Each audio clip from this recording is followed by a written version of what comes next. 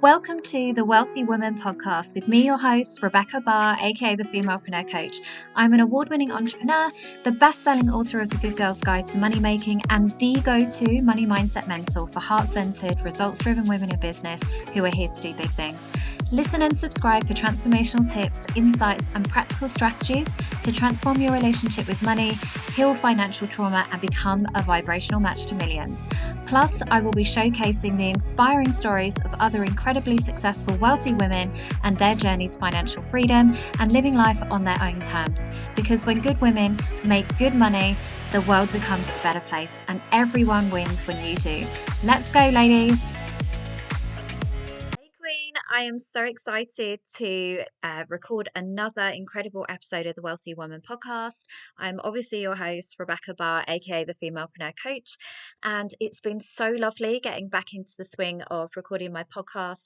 I had a little hiatus probably a month or so ago now, so I'm just getting back into the schedule. I've been lining up some incredible guests after the rebrand that really do meet the brief of being a wealthy woman. And it's not always about the money, right? But it's just about the incredible value that they bring to the table, about really owning their gifts and sharing everything that they have with the world. So I'm super excited to start to drop some of those guests into the podcast lineup, because it's going to be amazing and really just realigns my business and everything that I want to be talking about right now. So firstly, thank you so much for joining me. Really appreciate it. Don't forget to subscribe, comment, let me know your takeaways and all of the things so I know the value that this is bringing you and where I can add more. Also, I wanted to start every new episode now with a bit of a celebration. I have a client that does this on her podcast, and I thought that was just such a lovely way to start a session, because it's so powerful to remind yourself all of the things that are going right when the world loves to continually remind you of all the things that are going wrong. I've almost literally getting on my soapbox now, but I've almost just unsubscribed from regular TV. I really don't want watch anything anymore, because anytime that I do, or the kids are watching something, everything is so alarming and so distressing. Even, the titles as I was going through the TV guide the other day on my Skybox, everything was so stress inducing that it just reconfirmed for me that I am just not meant for mainstream life anymore. You'll always know, your soul knows before your logical brain does, like when you're ready for a level up and when you've outgrown aspects of your life. And for me, I'm just not part of the mainstream anymore. I'm already homeschooling my oldest daughter. I already protect my energy like a mofo. And that for me is just one step further. So I'm thinking about doing that right now. Just thought I'd share it with you in case you're also an empath like me and it really does affect you energetically. Let me know in the comments. So, what I am celebrating this week is the launch of the Wealthy Woman CEO event. I'm so excited for this, and genuinely, it was just another confirmation for me that I am exactly where I need to be at exactly the right time, and everything has been leading up to this journey. So, as a manifesting generator, we are essentially meant to walk many different paths in life, and all of that learned wisdom that we experience then sets us up for this incredible life path going forwards. And it's just a continual evolution. And obviously, anybody that's been following me for a long time, the last 9 years in business have been nothing but a continual evolution. And if you haven't had that and you feel like you're kind of a bit stuck or going around in circles, I really encourage you to give yourself permission to really look within and see what feels good right now, what doesn't. And I do this almost constantly, like every day I wake up and sense check with me, with my business, with my energy, with the relationships that are in my lives, with all of the decisions that I'm making. Like, does this still feel good? Does this still make sense? Just to kind of really cultivate that self leadership.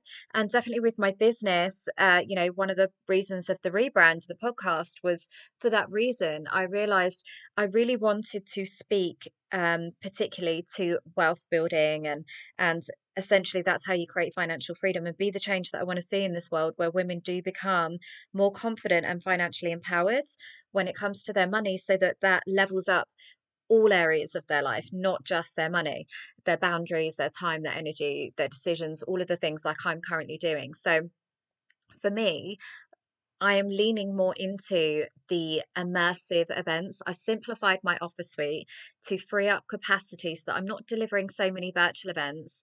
I've got obviously my academy, which will be my center of all things. So if you aren't in my Wealthy Woman Academy, you absolutely need to be in there, because that is just so value packed already that but equally just going to be the gift that keeps on giving, that it's just going to really transform your relationship with money. And I'm so excited about how that is unfolding. But also, and I've obviously got my mastermind, but also it's the in-person events for me. So for anybody that doesn't know, I actually have a background in events. I used to work and travel abroad. I lived in Dubai for a period of time when I was younger, before kids. I always say it's like BC, not before Christ, but before kids, before children, because it really does feel like a different life now. And also, just traveled all around the world. So if you listen to my previous podcast about Monaco, that's one of the reasons that I took the kids there, was because I worked in Monaco and it was just so beautiful and expansive, and so much that we can learn from what is essentially like a really tiny country. But I had all this incredible experience and transferable skills that we love to negate, like our previous experiences. And I've had this many times with women that come into the business space that are launching something new. They forget about who they were up until that point. They forget about all their transferable skills in corporate. They forget about all of the beautiful life experiences that have brought them to this moment, and they don't weave that into their business. So for me, it feels like a full circle moment. Obviously, I had a really great corporate career in HR, which was all around talent development, learning and development, and really being driven by this need to and desire to want to help people to fulfill their potential. So that has obviously been weaved into my coaching business. Now, the experience that I have in events and managing huge, large scale international corporate events with massive budgets, this is now also filtering into my coaching business. And then also, that beautiful, vast, like rich real world experience of being a business owner has also been integrated into my business also. So it feels like a lovely full circle moment, a real celebration of wholeness, because I'm not, none of that time is wasted. Not that it ever is wasted, but there is an element of like, wow, if I just known what I know now, then I would be so much further on in my career. But I believe that everything unfolds as it's meant to. And now that I've given myself full permission to lean into more of these in-person events, which then there is that wholeness. But also, here's the thing, there's a reason why a lot of coaches and mentors don't lean into in-person events and experiences. It's because it cuts into your profit margin, right? Like, a lot of coaches and mentors are delivering high ticket programs, and only the value exchange of that is essentially an hour a week of their time. And I could absolutely be doing that, and it would make sense given, my commitments at home with small children, but it doesn't fuel my soul. And I don't believe as a mentor that I am meant to do what everybody else did. And I always say, like, find your own path in this life. And for me, as a manifesting generator, I want to bring a new standard to the coaching space in terms of events. Like, again, I've seen events hosted by people, entrepreneurs, but they don't have that eye for or desire to create these beautiful, immersive, transformative experiences. They don't focus on the little details that make the difference. They don't have that, they're just purely focused on the bottom line and the commercial aspect. And yes, as a money mentor, I know we have to make profit, but I also believe in, like I say, being obsessed with your business. And that for me is creating these experiences. Even if you come to my house for Halloween, like, everybody wants to come to my house because I've always been the party house, the one that goes above and beyond on the little touches and experiences. So trust me, you absolutely want to come to this event, because I'm going to blow your mind, and it's going to be a really incredible experience that is just going to leave you. If you come to an event and you don't get the wow factor, then I really haven't done my job well. And I remember when I was, first starting out in events, I had a boss who was like the Miranda Priestly. She was like the devil wears Prada. She used to actually, and it's really controversial, but ensure that all of the women in the office, she would watch us take our pill every morning too, because she was like, her business was so small and intimate, and she was giving so much in terms of mentorship. She didn't want to think that at any point we might leave because we were going to have kids. And it was a running joke, but now I'm like, that was really toxic, and definitely, when I was a HR professional, would have absolutely resulted in lawsuits. But she was such a great mentor in the sense that she literally no holds barred, no sense of like worrying about your feelings. She was really no BS. And I took a lot from that experience in terms of, wanting higher standards, expecting more behavior, better standards from the people around you, asking for what you want. Like, it was a real baptism of fire, and I'm so grateful for that experience. And I'm realizing that I've taken this episode off on such a tangent already, which is a common theme for me. So yeah, so that was just, I'm so grateful for that mentorship. It wasn't appropriate or PC in any way, but it really did give me such an incredible induction into being a woman in what was essentially a man's world. We were crossing different cultures in different countries that didn't historically respect women, and yet she would command the room. She would have people falling over themselves to help her because she really articulated herself in such a way that there was no room for confusion or not doing what she said. So as much as I didn't want to be like her for a very long time, I now have so much underlying respect for the old school way of doing business and being a woman. So yeah, so creating this event, the Wealthy Woman CEO event, has just been a beautiful integration and return to who I've always been over the last, 30 years of my corporate, well, not quite 30. I wasn't quite working that young, but 25 years maybe of my working career, and it just feels really exciting. So I am so goddamn excited. That is definitely a celebration this week, and also that realization of, wow, this is full integration of every chapter and season of my life as a woman in my corporate history. They are literally all now beautifully integrated and merged, which means that what I then create as a business owner is going to be something that cannot be replicated by anybody else. There is nobody else that has done what I've done and walked the path that I've done. And I want to invite you to think about that for yourself. Where are you, negating these incredible transferable skills or life experiences from being woven into your business, but from a lack of confidence, ownership in terms of owning that part of your story, or also potentially feeling like it's not relevant because it is. And, it all gets to come together when you say it is. So, if you haven't yet got your tickets, obviously make sure that you do. There's an incredible early bird discount, which is an absolute no-brainer. So go do that. Feel free to stop the episode. It will be in the show notes, so don't worry. But what I wanted to talk to you today around was creating radical self-awareness and self-leadership when it comes to your relationship with money, so that you can identify where you are the problem, essentially. So I had a message from a client this week who is definitely looking to transform and up-level their relationship with money. And they were like, I don't know if this is relevant, but one thing that I'm noticing for me is that, and again, how you do one thing is how you do everything in life, is that I keep allowing my car to practically run out of petrol before I will then go be motivated to go to the petrol station to actually do something about it. And it's now occurring to me, I'm connecting the dots after doing this work, that this might actually be, symbolic of my relationship with money, because equally I pay my bills late. I am not doing the things that I know that I need to be doing in my business that are income producing. And it's like, unless I have a fire lit up my ass, or the bailiffs, at the door, people chasing me for money, I am not motivated to do the things that I know I should be doing. Why the hell is that? So in this podcast episode today, I will be sharing with you the 3 steps that you need to be going through in terms of in these situations, so that you can ensure that you are not the block to your own success.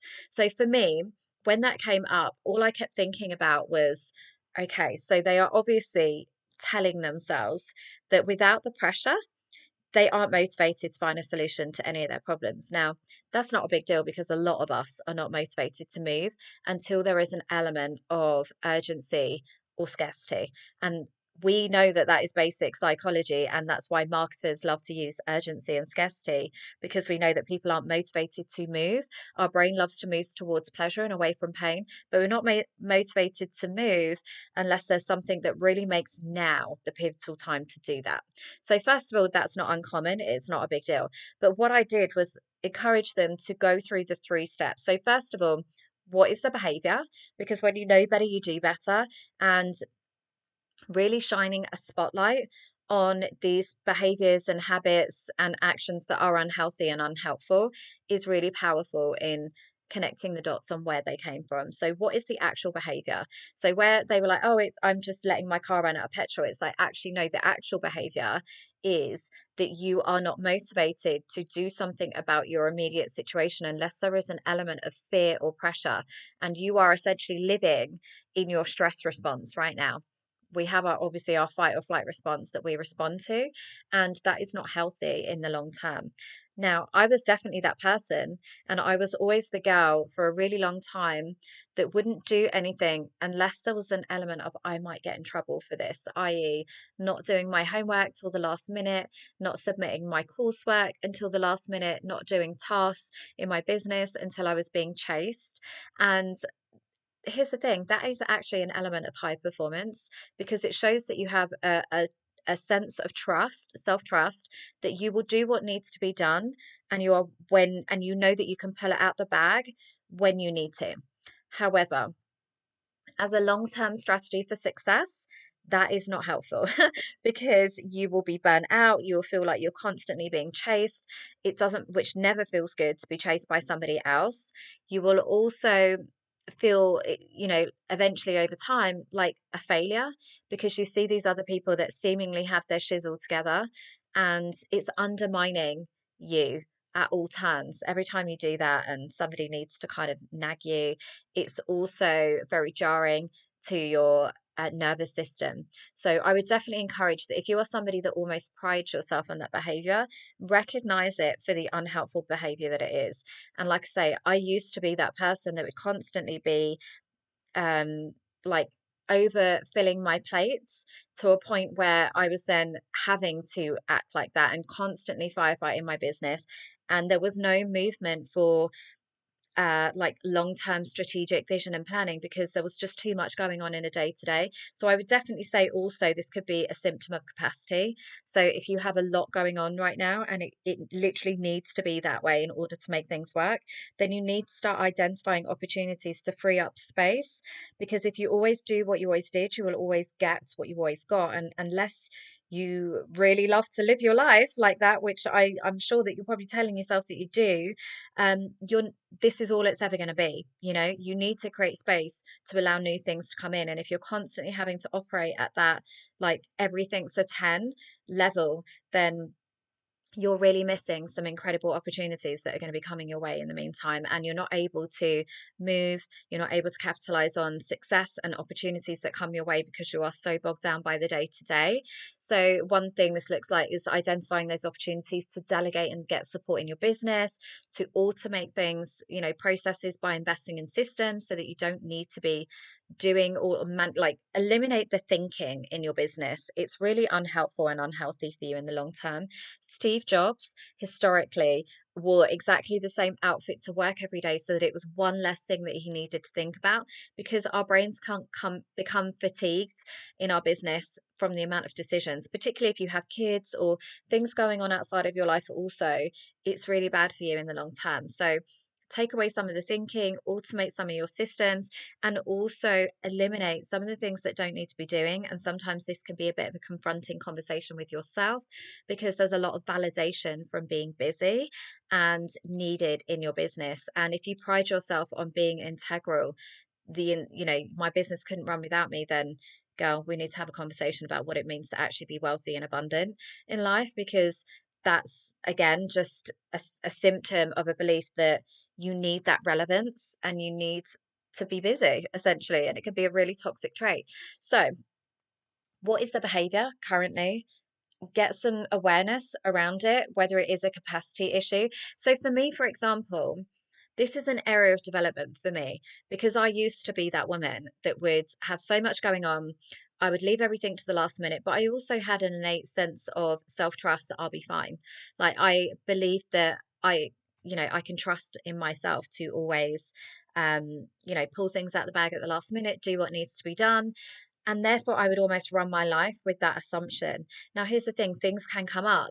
Kids could get sick, you could get sick, curveballs could be thrown, where actually, do you want to be that person that has egg on their face at the end of, a tight deadline when you haven't done what you said you were going to do? There is nothing worse if that happens. But also, it's about recognizing how unhelpful that is, as I've already mentioned, and starting to proactively counteract that behavior. So today in the UK, it's a bank holiday.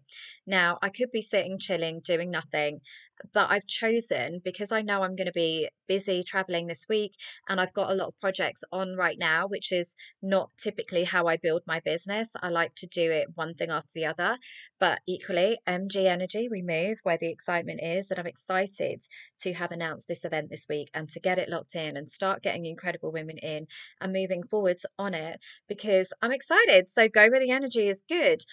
But there are lots of little niggly bits that I need to do. Now, it wouldn't make sense to hand this over to my VA because they are super quick wins. They would take more time and energy to explain, but also they're on my list, right? They're things that I need to do. So I'm using today to create space, to get ahead of myself, to know that all of this is taken care of so I can fully be present in the things that I've got going forwards in my business, and know that I still have flexibility in my diary and my energetic capacity, that if a new client reached out and needed to be onboarded, or a new opportunity came my way, I have capacity to move on that because I have proactively used this downtime to get ahead of myself, and in such a way that it's setting me up for success, which goes against my natural behaviors. But I know that that is what's best for me right now.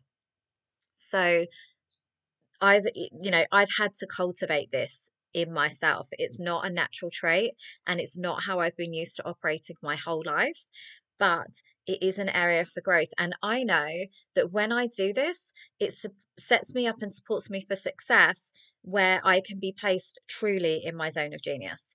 So it's about recognizing where is your energy best placed and how can you create systems, structures, teams, software, and decisions that are going to support you in doing that. So first of all, what is the behavior? Is there a practical strategic element that needs to happen with that to overcome it? But also, where is this what are where is this belief coming from, and what are you making it mean? So step 2 in that process is, when you've identified the behavior, what are you actually making it mean about you? So for this client in particular, they were telling themselves that because they were, letting things pile up, they were being motivated by that. Shit, I need to go get petrol. And without that, they weren't doing it. What they were actually making that mean about themselves was that they were rubbish, they were disorganized, they were a bit of a failure, they were the kind of person that just wings things. It didn't make them feel good. There was no positive outcome from that behavior. It would also put them into stress when they'd know they had loads to do, get in their car and they're like, shit, I've got no petrol. So it was about, what are you making it mean? Let's not make it a big deal unless it needs to be. It could just be, like I say, that you're a person that's motivated by that has that inner self-trust and knows that you'll be okay. But essentially, where did this behavior come from? How was it modeled to you in early childhood that it was okay to wait until the last minute? What are you And really getting that radical self-awareness on where it came from. So for me, there was an element of paying my bills at the last minute or late because either I wanted it to sit in my account and see it for a period of time, even though I had the money to pay for it, I wasn't motivated to pay for it because I wasn't being chased.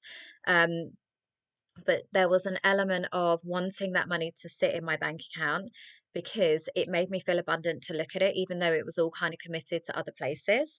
There was an element of that, and just wanting to keep it around for longer than it needed to be because there was an element of distrust that more might come. So it's like, I might as well appreciate while it's here.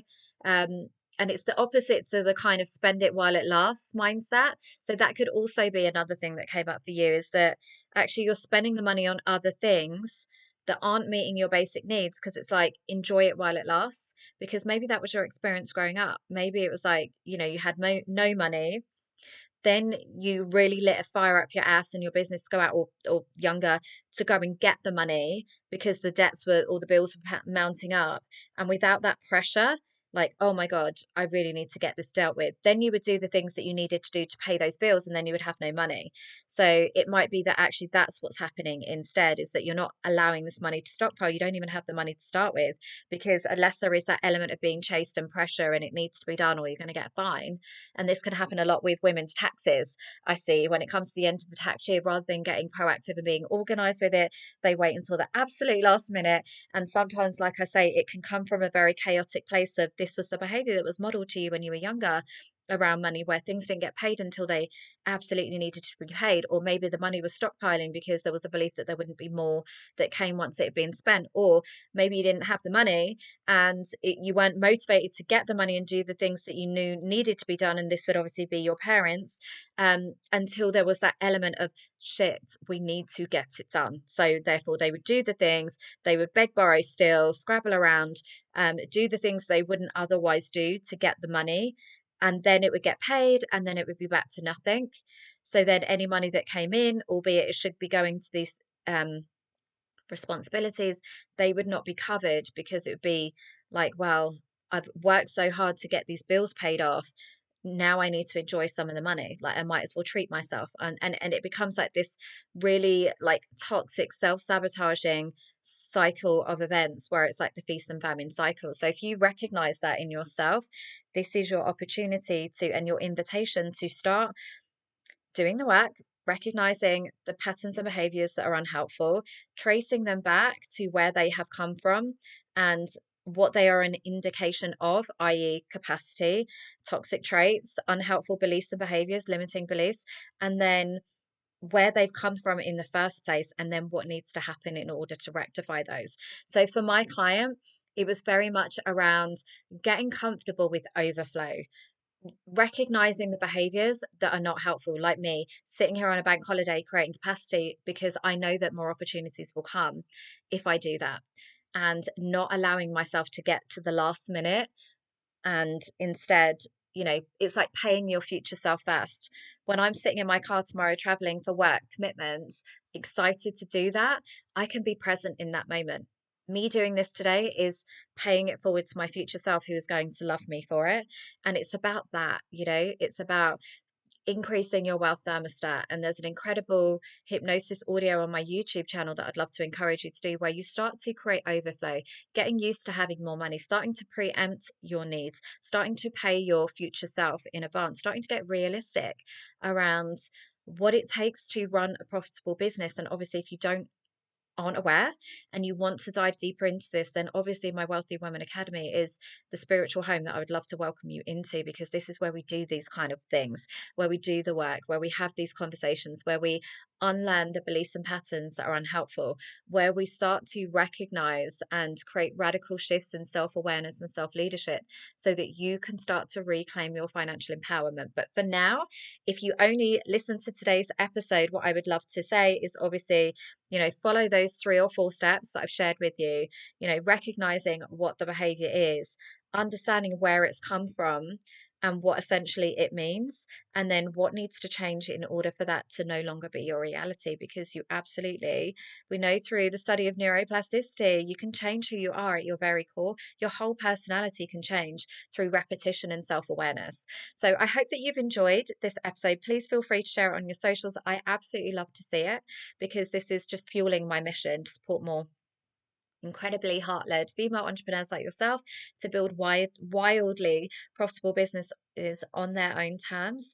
And it just really, really fuels me. So thank you so much for joining me for today's episode. I look forward to hearing your takeaways in the comments.